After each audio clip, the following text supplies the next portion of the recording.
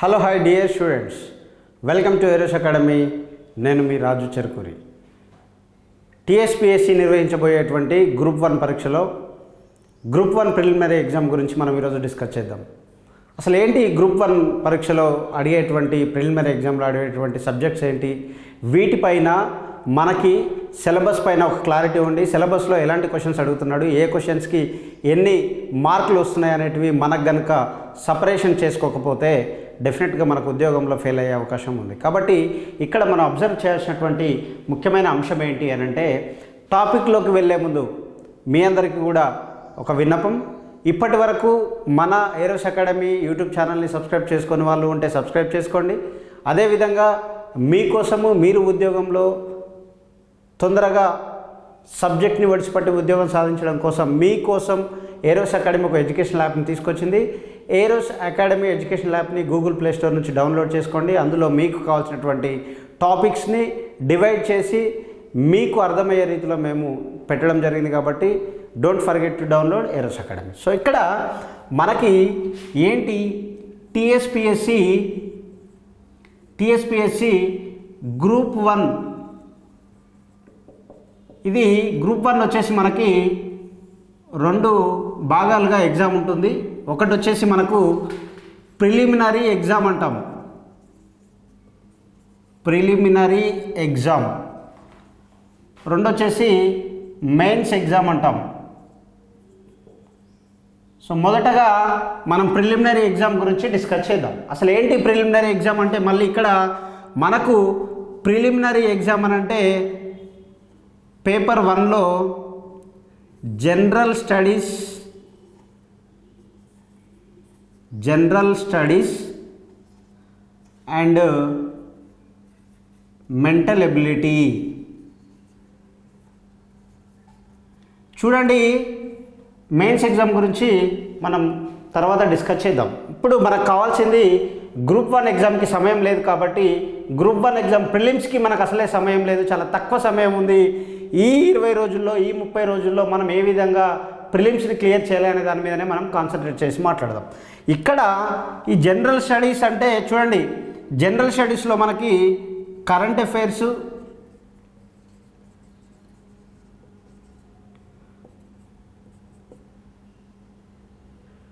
IR, so దీంట్లో national, local, international. So ఇది current affairs సంబంధించినటువంటి అంశం. ఇక్కడ చూడండి, మనకు సంబంధించి ఈ విధంగా ఈ ఐఆర్, ఈ రెండిటికి సంబంధించి ఈ రెండిటికి సంబంధించి మనకు దాదాపుగా 28 నుండి 35 మార్కులు వచ్చే అవకాశం ఉంది. ఇందులో మళ్ళీ జనరల్ సైన్స్ ఏంటి, జనరల్ సైన్స్ అంటే అచీవ్మెంట్స్,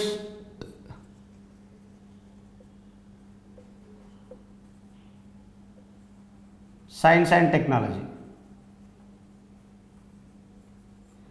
సో ఈ విధంగా ఈ జనరల్ సైన్స్కి సంబంధించి అండ్ సైన్స్ అండ్ టెక్నాలజీలో సాధించినటువంటి విజయాల మీద మనకి క్లియర్గా ఒక 15 మార్క్స్ వచ్చే అవకాశం ఉంది.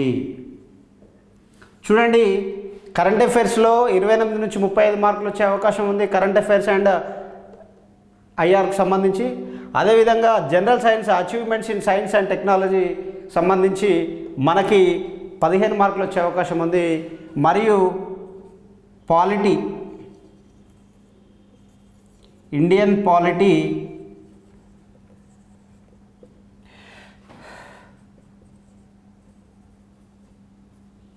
తెలంగాణ పాలసీస్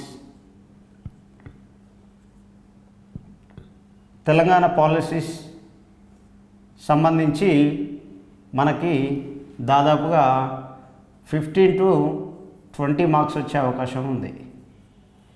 ఇక్కడ చూడండి, మనకు కనుక జనరల్ స్టడీస్లో కరెంట్ అఫైర్స్ కానీ, ఐఆర్ కానీ, జనరల్ సైన్స్ కానీ, ఇండియన్ పాలిటీ అండ్ తెలంగాణ పాలసీస్కి సంబంధించినటువంటి ఈ యొక్క 3 టాపిక్స్ని కనుక మనం సీరియస్గా చదవగలిగితే మనకి దాదాపుగా హైయెస్ట్ యావరేజ్ తీసుకుంటే 35, 15, 20 చూడండి 0,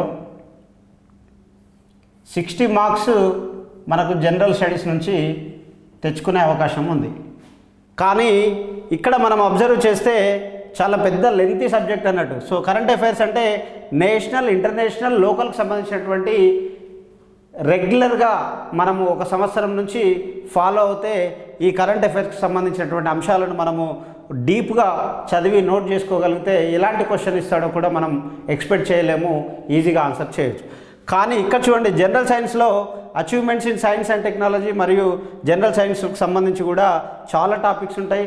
మళ్ళీ జనరల్ సైన్స్లో ఫిజిక్స్ ఉంటుంది, జువాలజీ ఉంటుంది, బాటనీ ఉంటుంది, కెమిస్ట్రీ ఉంటుంది. ఇట్లా ఆల్ టైప్స్ ఆఫ్ సబ్జెక్ట్స్ కూడా ఇందులో ఇంక్లూడ్ అయి ఉంటాయి. వాటిలో నుంచి మనకు క్వశ్చన్స్ వస్తాయి.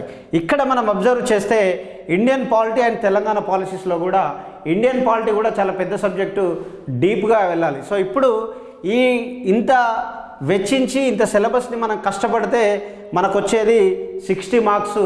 ఇక్కడ చూడండి, general studies and mental ability అంటున్నాడు. అంటే నీకు ఎగ్జామ్ టైటిల్లోనే 2 సబ్జెక్ట్స్ కనపడుతున్నాయి, ఒకటి జనరల్ స్టడీస్, 2 మెంటల్ ఎబిలిటీ. అంటే మెంటల్ ఎబిలిటీకి మనము 50% టైం ఇవ్వాలి. ఎవరైతే గ్రూప్ 1 ప్రిలిమ్స్ క్లియర్ చేయాలనుకుంటున్నారో, ఎవరైతే గ్రూప్ 1కి సంబంధించి మెయిన్స్ రాసి గ్రూప్ 1 ఉద్యోగం సాధించాలనుకున్నటువంటి ప్రతి ఒక్క విద్యార్థి, ప్రతి ఒక్క నిరుద్యోగి, ప్రతి ఒక్క కాబోయే ఆఫీసర్ మీరందరూ కూడా గుర్తుపెట్టుకోవాల్సింది ఏంటి అని అంటే, mental ability is the very very important topic and important subject. So ఈ మెంటల్ ఎబిలిటీలో మరి మీరు కనుక కాన్సన్ట్రేట్ చేయగలిగితే ఇప్పటికి కూడా పర్ డే 2 అవర్స్ టైం, ఎంత పర్ డే 2 అవర్స్ టైం కనుక మీరు ఇవ్వగలిగితే ఇప్పటికి కూడా ఆలస్యం లేదు. మీరు మెంటల్ ఎబిలిటీలో 25 to 30 మార్క్స్ వచ్చే అవకాశం ఉంది ఈసారి గ్రూప్ 1 సంబంధించి ప్రిలిమినరీ ఎగ్జామ్లో.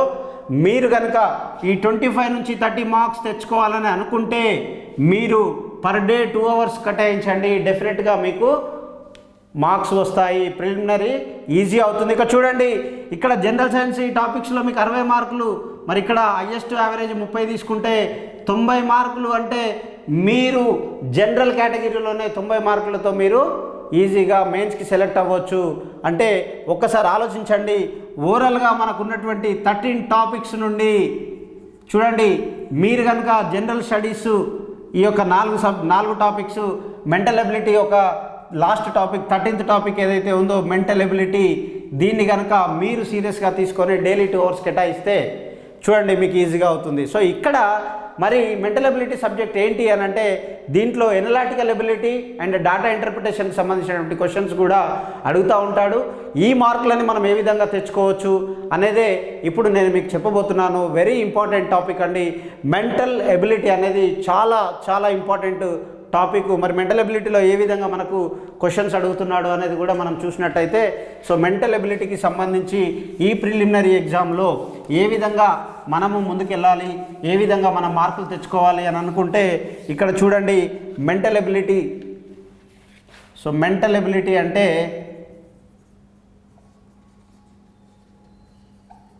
మనకు analytical ability and data interpretation.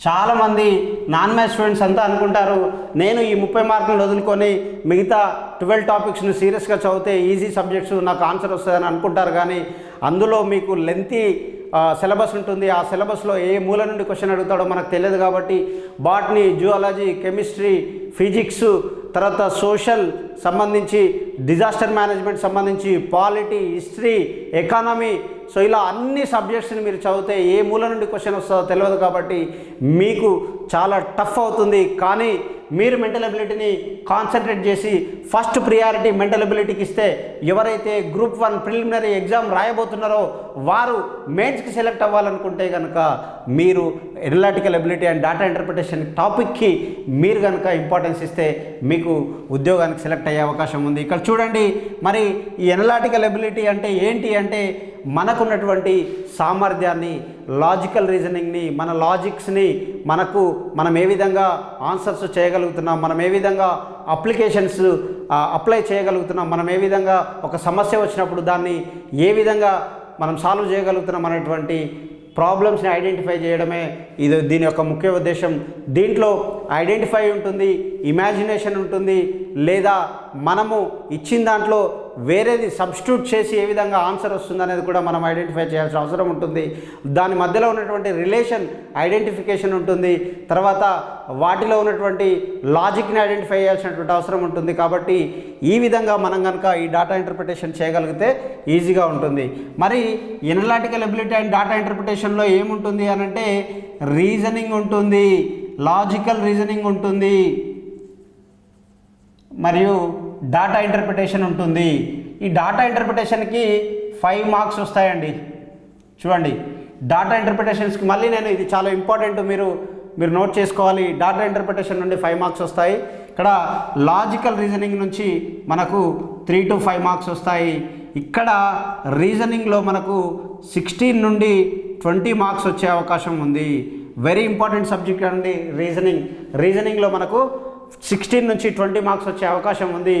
గతంలో జరిగినటువంటి 2 పరీక్షల్లో కూడా దాదాపుగా 25 ప్రశ్నలు అడిగాడు.